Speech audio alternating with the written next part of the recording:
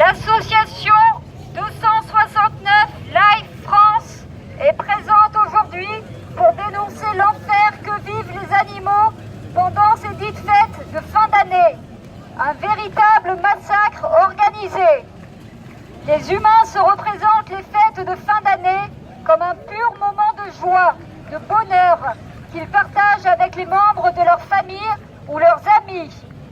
Il est souvent dit que l'important est d'être ensemble, de mettre en pause le quotidien pour se retrouver et d'ouvrir son cœur à l'autre. Pourtant, nous vivons dans une illusion festive. Nous avons fait de ces fêtes le plus grand massacre de tous les temps. Notre espèce profite des autres espèces. Avez-vous étendu votre cercle d'empathie à celle-ci? Non. Nous, consommateurs, ne voulons pas voir la réalité de notre assiette en face. Car au fond, nous savons que l'envers du décor n'est pas du tout festif. Nous massacrons 3 millions d'innocents chaque jour pour nos papilles gustatives, sans aucune autre raison que le goût. Sur notre table se trouvera sans doute du foie gras, 66 millions de canetons par an et 700 000 oisons.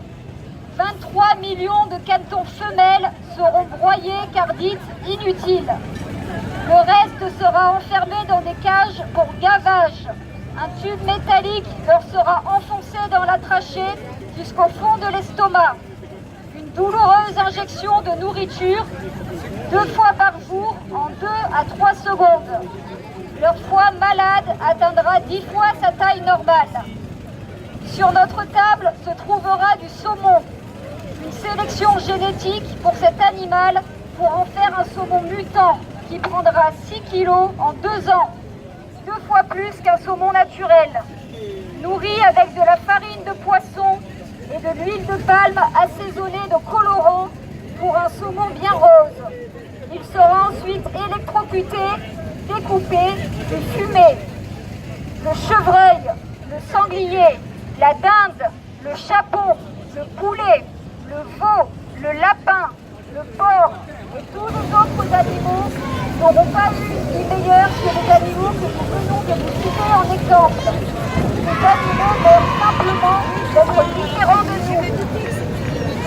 Nous, humains, nous nous donnons un droit de vie et de mort sur les êtres vivants. Nous pensons être des dieux tout-puissants. Nous massacrons des milliards d'individus. Nous détruisons notre planète. Nous faisons les fiers derrière nos assiettes, alors qu'en fait, le problème vient de nous.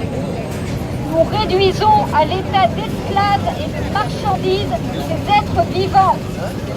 Comme si les intérêts vitaux de milliards de terriens sensibles étaient moins importants que les envies futiles des humains, censés être moralement responsables.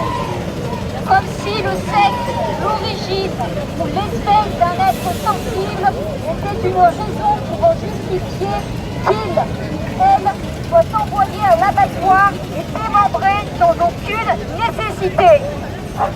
Cela repose sur l'idéologie du spécisme, qui nous fait croire que nous, les humains, avons un pouvoir sur les autres espèces.